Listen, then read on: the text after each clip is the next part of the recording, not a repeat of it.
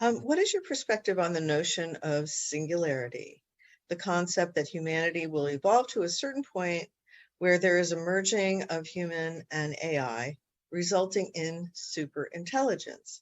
I'm curious about your species' relationship to AI. Are you humanoid beings that incorporate elements we typically associate with AI?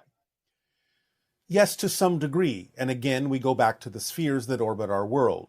But the connection between us is energetic. It is a resonant telepathic connection.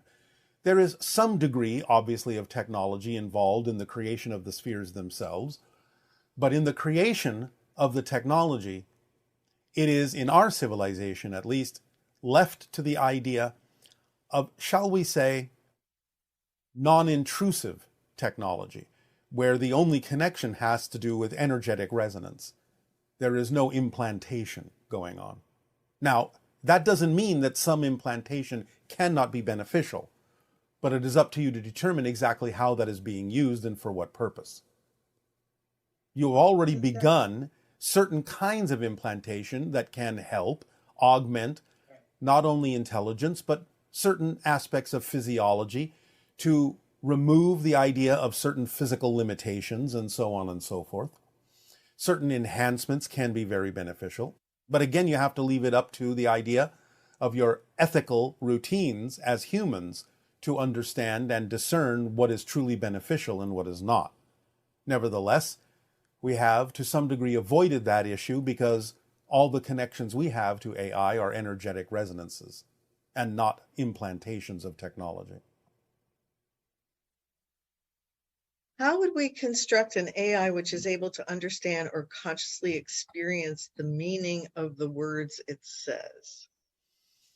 Well, again, this is a matter of degree. Programmable AI, to some degree, has the capacity to understand the meanings of the words.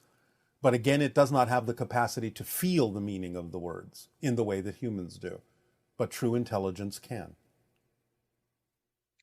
And would the technological advances to cultivate real AI be dependent upon the ability to create circuitry similar to how our brains function as a receiver, Yes. i.e., series of open contact points where neuroplasticity, where consciousness is able to move freely through the circuitry?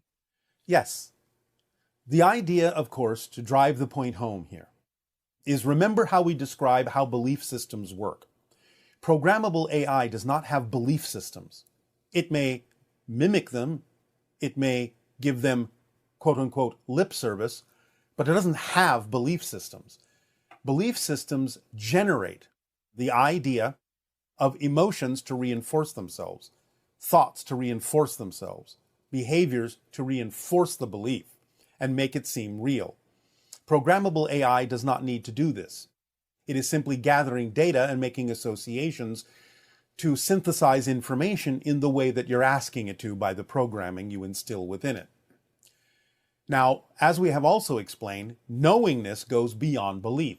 It is knowingness that will come from true intelligence through the artificial devices you create that would allow higher mind to communicate with you. So you will experience the difference between synthesizing and associating information to deliver information to you and absolute knowingness, which again will give you information that goes beyond what programmable AI will be capable of understanding or even providing in many cases, especially things having to do with non-physical reality. Okay. And how will the job market respond to these next few years? Well, in these next few years, because of these rapid advancements in AI. One of the wonderful things that programmable AI can do is come up with modalities and techniques and different ways of training people to do different things if AI has made their jobs obsolete. So you can accelerate the idea of job training programs in a variety of fields by incorporating programmable AI to come up with modalities that would add efficiency to the way that humans can be trained to do different kinds of things, including things they are more passionate about. That's exciting. Yes. Does the use of AI tools like ChatGPT ensure the integrity of the Bashar message when gathering and sharing information?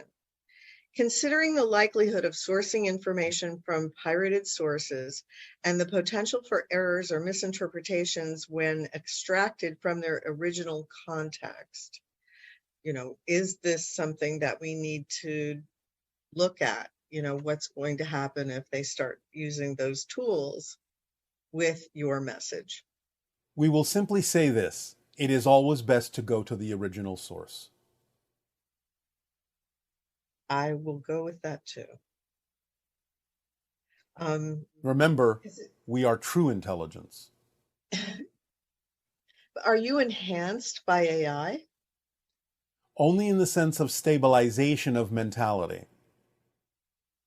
And that's why you never go into judgment or fear. You always remain in that stable bandwidth that is connected with unconditional love. And whole systems, yes.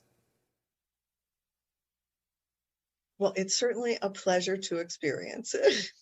It is a pleasure and a passion for us as well to experience your intelligences as well. Let's see. It looks like in the age of AI, capitalism stands in the path of progress more than ever. As you read our energy now, when we move to other economic models, what will it be? We will discuss this at another time. Okay. And this one has to do with and that's an example. That's an example right there of the difference between AI and TI. A programmable AI would not necessarily say we will discuss this at another time. It would not have a sense of that idea that there is timing to things. So the it would simply answer you the best it can in gathering all the information available to it. So one of the ways you can tell the difference is by understanding that true intelligence will recognize as a whole system perspective that there are beneficial timings to things. Now, programmable AI may recognize this on a limited basis, but it will not necessarily answer you in the way I just answered you. We will deal with that another time. Would this also fall under that, the idea of we need assistance in moving through political issues in a more positive way and how we can do that? Again, programmable AI can be beneficial in understanding how best to set up systems that are more beneficial to humanity, including in your economics, your politics, your sociology, and so forth. I'm not saying that programmable AI cannot be beneficial in these areas. But again, remember, it is being programmed by humans. So the idea is to understand how has it been programmed, what is it being programmed to look for, and is the programming non-contradictory and designed in a way that is truly of service and benefit to humanity, instead of having hidden agendas or contradictory input. So as we move forward with our development of AI and we evolve as a species, when we're in better harmony with the concepts that you've just explained, what kind of a reflection in the world that we're living in will we see? Remember that all technology you develop is a reflection of the state of your collective consciousness. So as you become more harmonic, you will have more insights in how to develop devices that will allow your higher minds to communicate with you, rather than having to rely on the idea of programmable AI. Okay, and comparing like where we as human beings were 100 years ago, let's say, to where we are now in terms of our capabilities, and the new generations that have never experienced the kinds of scarcity, I would say, or limitations in terms of what having machines and all of those things. This huge change, is this a reinforcement of the idea that we are truly becoming galactic beings, and that's why we're able to manifest this level that's almost magic? For some, remember there are many, many areas on your planet that are not experiencing what you just described. So the idea is when those so-called separation perceptional illusions are dropped, then all of humanity can benefit from what you have just described. But you have to drop those illusional separations. You have to drop those ideas, those beliefs, those fear-based beliefs that there is such a thing as lack, and allow for these artificial separations to start dissolving. You are human. You are humanity. You are one planet. You have to start behaving that way in order to see the inspirations come to you automatically through synchronicity that will allow you to know there is enough for all, and all can benefit, and all can be served, and that serving all is serving the self in the most beneficial way. Until this perspective is adopted, you will still have conflict, disagreement, and experience that you call insufficiency. Thank you. Most people that are interested in this information seem to be involved in the hybrid program, but a few people are not. What is the connection for those that are not part of the hybrid program?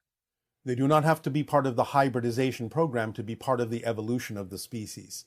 So the idea is many may have simply come because of the passion and excitement in developing understandings and technologies and perspectives that would aid and assist in the evolution of humanity, whether they are part of the hybridization agenda or not. Okay.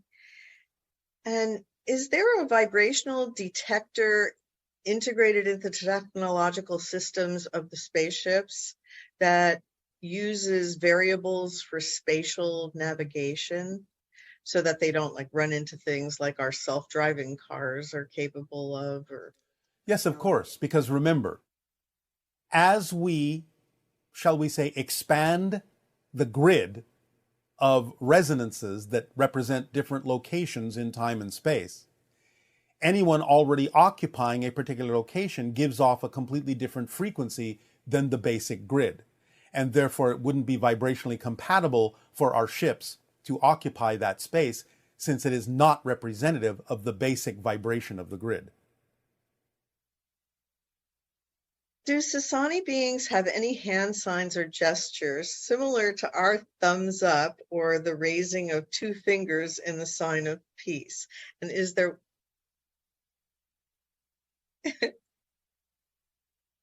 The triangle is representative of the entire species and our connection to higher mind, matter, spirit, all that is.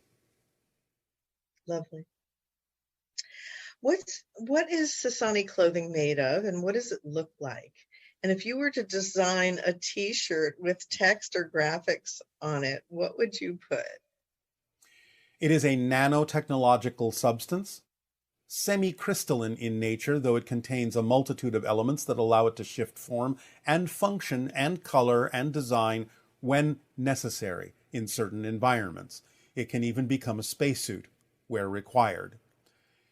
It is something that you will attain technologically in the future. It is usually relatively skin tight, though again it can be expanded to form different shapes if necessary, if appropriate, if required. It can take on the look and feel of other kinds of fabrics in different civilizations if we are required to blend in. It is in that sense itself programmable AI. If we were to have any emblems on them at all, they sometimes will take the form of representational sigils of different family lines, such as the sigil that is represented by the Bashar Communications logo, which is a representation of the sigil of my family. We can do things like that, if necessary, where required. Usually there is no adornment required unless it is simply exciting for someone to create something momentarily. It may not necessarily last.